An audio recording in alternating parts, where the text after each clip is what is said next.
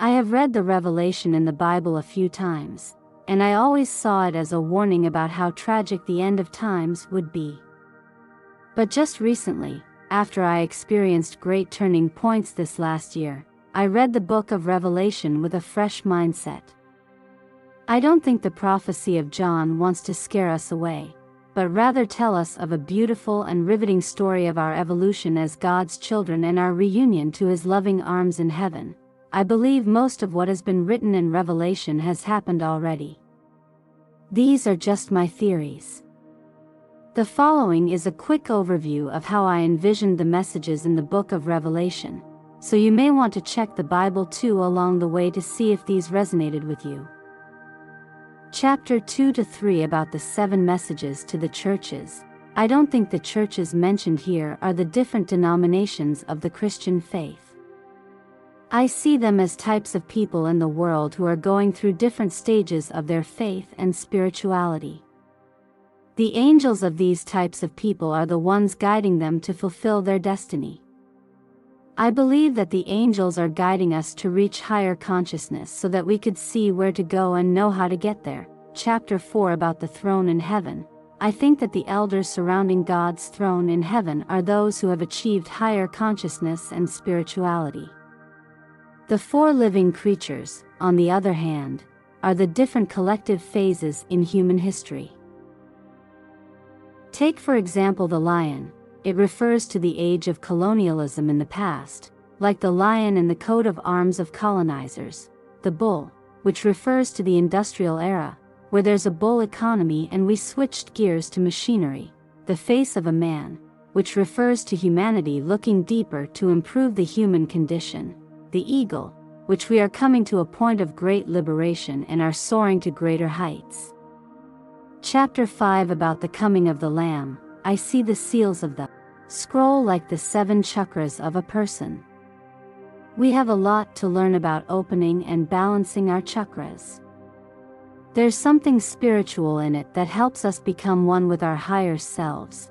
Chapter 6 about the 7 seals. The opening of the scroll's seals might seem horrifying, but it's like our own human evolution. This is my interpretation of those things that came out when the Lamb opened the following seals. The first seal, which is about the Crusades and colonialism. The second seal, which is about the World Wars. The opening of the third seal, which is about economic depression. The fourth seal, as shown as the poverty in developing countries and also in recent decades. The fifth seal, which is terrorism in different parts of the world where the terrorists are vengeful and are perpetuating the violence of the past. The sixth seal, alluding to natural events in the form of eclipses, blood moons, meteor showers, hurricanes, earthquakes, and the seventh seal, where prayers are honored and answered. Signs would be shown through natural phenomena such as thunder, lightning, earthquakes, among others. Chapter 7 about the great crowd from every nation. The number of people mentioned in this chapter is 144,000. I don't think it's just 144,000 individuals, rather it is 144,000 families or groups of people. I have heard several people with great wisdom mention that there will come a time that the entire humanity will become one nation. And I think we are getting there. Chapter 8-9 about the angels blowing the trumpets. With every trumpet call of the angels comes in natural and man-made phenomena. Forest fires around the world, melting of ice caps causing sea levels to rise, problems with our water sources, eclipses, equinoxes, cosmic events, oil drilling catastrophes, and the previous world wars. We should also note the wisdom and prophecies mentioned in other books of the New Testament. Chapter 10 about what has been proclaimed by the prophets is fulfilled. I see the angel mentioned in this book as someone like a bridge that connects sea and land. When he mentioned that the book is sweet as honey in your mouth, but bitter to your stomach, I feel like that is the effect of coffee.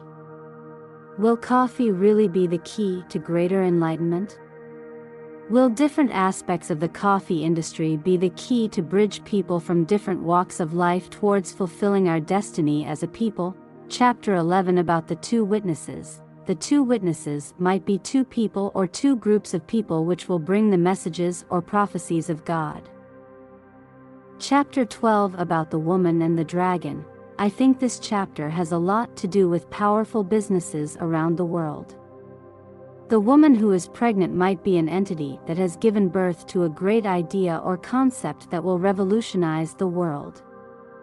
The dragon, on the other hand, is also a force in the world of business that is in competition.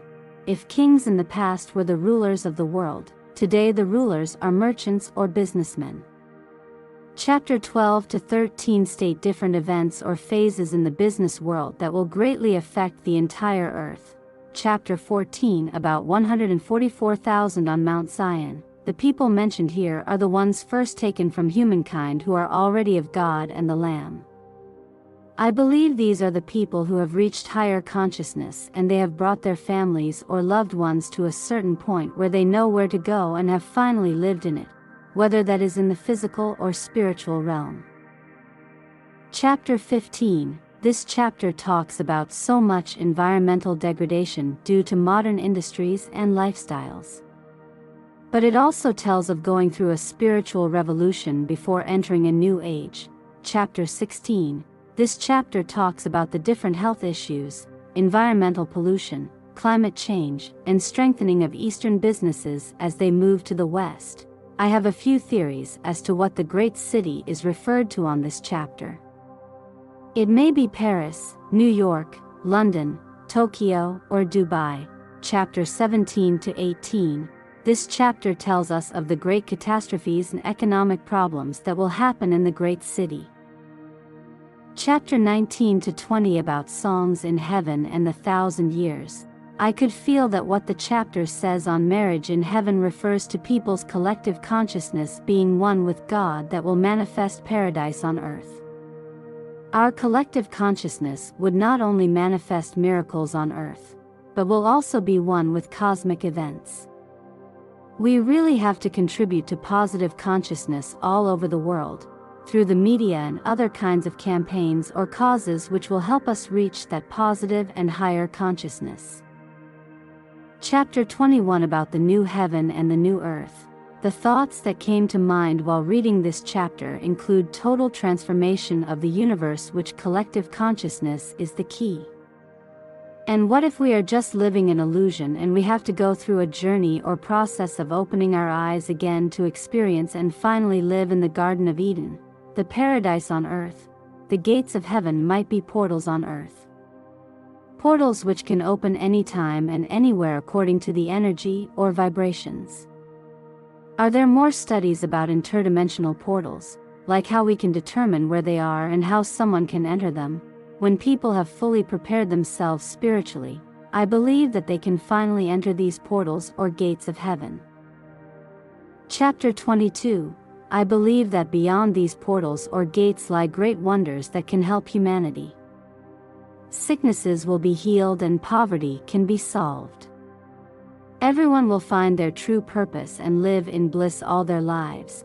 I also believe that heaven is already in our midst and each one of us has to go through a spiritual awakening to solve the riddles or mysteries of life. As we go over each riddle of our existence, we will come to a point where we will finally understand the mysteries of the Bible.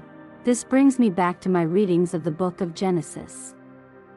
When the first man and woman were tempted by the snake to eat the fruit of the tree of knowledge of good and evil, and they did so in the thought that they can finally be like God. There are also tribal stories surrounding creation wherein the first man and woman were also tempted by a snake to eat the fruit so that they can finally open their eyes, but after that they realized they couldn't see God anymore.